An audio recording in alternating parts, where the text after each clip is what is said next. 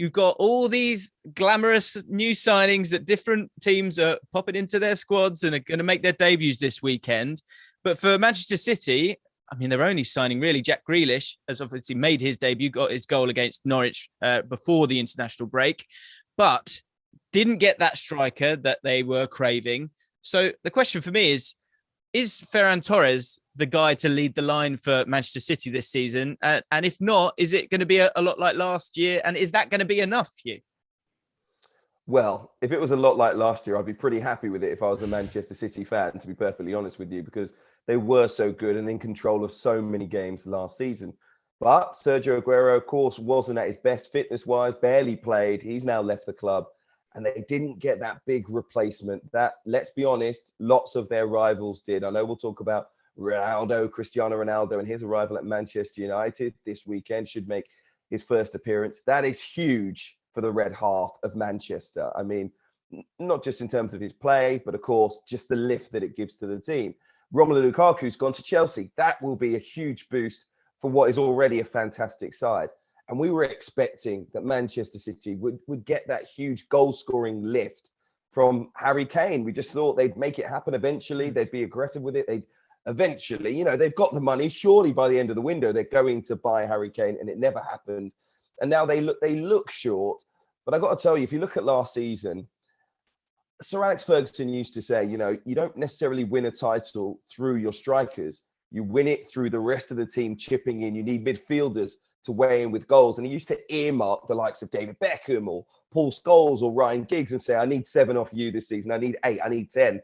Well, if you look at Manchester City last year, that was pretty much the way they operated. Let me just look at this. İlkay Gündoğan, 17 goals, was their highest scorer from midfield. He had that incredible purple patch where he looked like he was going to win player of the season. 16 for Foden. Jesus, Mahrez, Sterling, all 14 goals. Torres, 13, and Kevin De Bruyne, 10 goals. Now, that is remarkable for all of those players to be in double figures. And if they can all chip in once again, Manchester City will be the team out of all of them that I think would be least effective by not having a number 9 that we think of as one of the world's elite. So I think they can cope, but I do think it will be better for all of their rivals who maybe have closed the gap due to their attacking signings. Yeah. Do you think Ferran Torres is good enough to lead the line, though?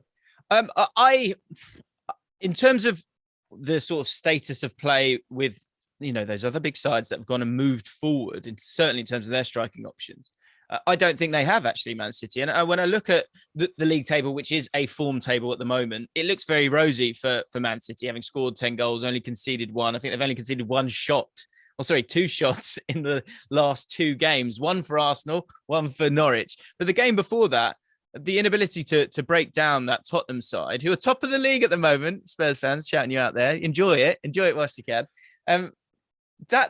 It's more that for me with Man City. Of course, they're going to destroy teams at times because they have so much quality. The problem for me might be that the case when it gets to the, playing Man United, playing Liverpool, playing Arsenal, not Arsenal, playing Spurs, playing Chelsea, playing those teams where you need to take your chance when you get it. And that's something even in the Champions League as well. They were kind of missing that. Chucked Aguero on late on, but it was too late. And that concerns me. If I was a Man City fan, with the expectations that you have to win every tournament that you're in, I would be a little bit concerned about that. And I know I will sound crazy in saying that, but Ferran Torres wasn't brought in to be a central striker. And for a club like Man City, despite the riches, for them to be having to utilize him in that role, it's one that will work against the lesser sides, but against the top teams. And Leicester City, I consider a top team these days. This will be a good test for them to see if they can break down this Leicester City side, who have a great striker themselves in Jamie Vardy, have done for a very long time. But is it coming to the end for Jamie Vardy? You've got Iheanacho, who really went on to a new level last season, scoring 12 goals, getting 2 assists for himself, 14 goal involvements in 25 games. And Patson Daka, who's come through the door, who does feel like the heir apparent for Jamie Vardy. What are your thoughts on Jamie Vardy's his present and maybe his future at Leicester City? Is this his last year as that regular starter for Leicester City?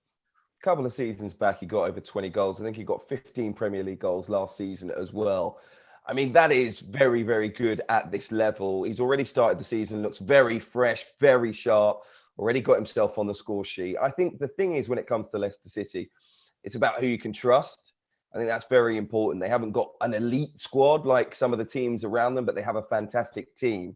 And a bit like I said about Manchester City, I think it will be about their forwards contributing, especially when you've got Jamie Vardy as your lead striker, who's now, 34 years old.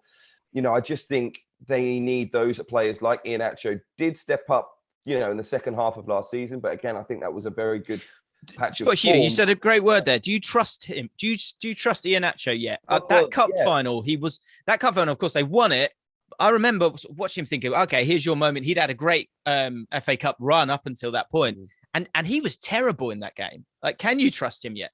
Well, this was going to be my point. It is about trust for Brendan Rodgers, the Leicester boss. Who do you trust out of those forwards? It's Jamie Vardy all day long. Patson Daka might have a great future. We don't know too much about him, except he was really prolific at RB Salzburg. But I think now it's the Premier League. He's still trying to prove himself. Iheanacho has been in this league for a long time, former Manchester City player, of course. Never really hit the heights he'd been expected to. He's just a fantastic finisher in front of goal, one-on-one. Rarely gets those opportunities at Leicester City. Has to work a little bit harder for his goals. Now he signed a new contract. I don't know if he's going to be the same impactful player that he was last season. The trust is all in Jamie Vardy. But what I was going to say is where they've lacked over the last couple of seasons is that home stretch, those final 10 to 15 games where maybe Jamie Vardy at his age, isn't scoring as many goals as possible. Who is going to be that support player? Well, he had Iheanacho last season. That was really the first season that he had someone weighing in with goals in the second half of the season at Leicester City. Jose Perez is not prolific. He now looks a little bit down the pecking order. So Patson Daka, I think, is a great piece of recruitment because he very much fits the mold of a Jamie Vardy. You can play exactly the same way with Patson Daka off the bench. He's quick. He gets in behind. He's tenacious. And again, he's got an eye for a goal. So I think he's a shrewd piece of business. And I think maybe he, in the second half of the season, will be the player that gains a little bit of Premier League experience and can come into his own in this league. I think he will get his opportunity under Brendan Rodgers. Hi guys, James Allcott here from ESPN's Football Forecast. Thank you for watching. If you've enjoyed the video and you want to check out more, make sure you subscribe to ESPN UK.